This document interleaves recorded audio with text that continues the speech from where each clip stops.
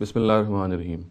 An important issue which needs to be resolved regarding the doctrine of jihad is that when does jihad become obligatory on an Islamic state?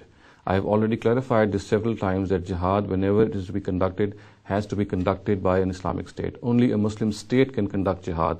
No person, no individual, no private organization has been given this authority to conduct jihad. And also, today the only sole ground left on the basis of which jihad can be conducted is against oppression, is against persecution, is against other forms of injustices.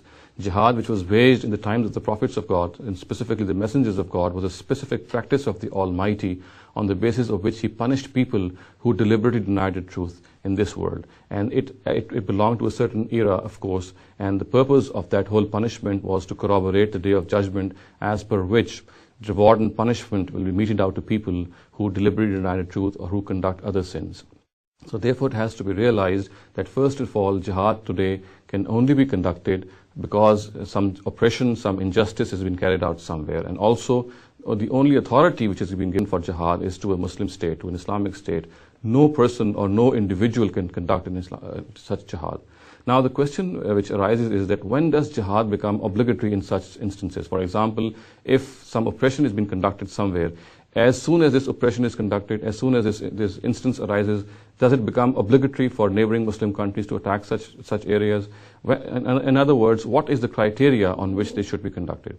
Now, if we study the Quran and we study the verses of the Quran in which this matter has been discussed in the Quran regarding the Prophet and the jihad which was conducted in those times, we come to realize immediately that this jihad had become obligatory on the Muslims in a certain ratio. Initially, when the Muslims were very strong in their faith, the Quran said that if the Muslim to enemy ratio was 1:10, then this jihad had become obligatory on them. And later on, when their military might had reduced, or when it can be said when their own faith had reduced, when Muslims had become, because of the other people entering the fold of Islam, when the whole Muslim collectivity, the extent of faith it possessed, reduced considerably, this Muslim to enemy ratio was reduced by the Almighty to 1:2.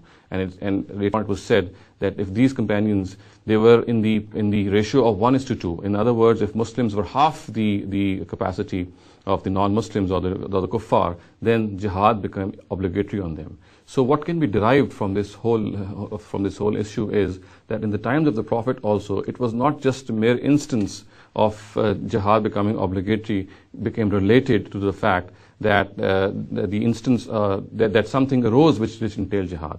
On the other hand, what made jihad obligatory was if the Muslim might had subscribed to a particular ratio. As I said, this ratio was initially 1:10, and later on it was reduced to 1:2.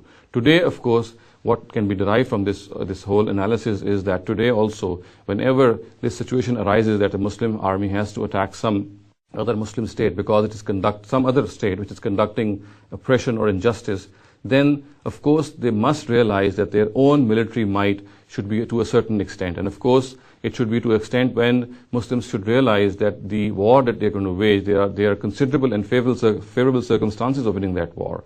So what can be derived from this whole exercise from this whole analysis is that jihad doesn't merely become obligatory as soon as an instance of oppression or injustice arises in some country.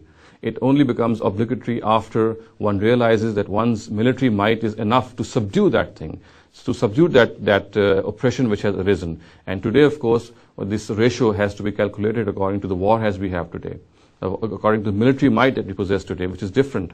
And what the bottom line is that jihad does not become obligatory even in cases of oppression and injustice as soon as this injustice is committed. However, as I said, in this case, the situation has to be assessed and seen that when a Muslim army is to attack some other country regarding this whole issue and this basis, then its military might must be equipped at least to win the war, or at least to be in a position to give it a tough fight. And what we have to conclude in the ultimate sense is that in the times of the Prophet also, this whole issue was given due consideration by the Quran saying that initially this ratio was 1:10. And later on it was reduced to 1:2. So today also we have to consider the fact, and whenever this situation arises, whenever oppression arises in some other Muslim country or some other country which another Muslim country has to attack to subdue in order to curb this oppression, then the issue of military might, the issue of warheads has to be taken into consideration on all costs. أقول قولي هذا واستغفر الله لي ولكم ولسائر المسلمين والمسلمات.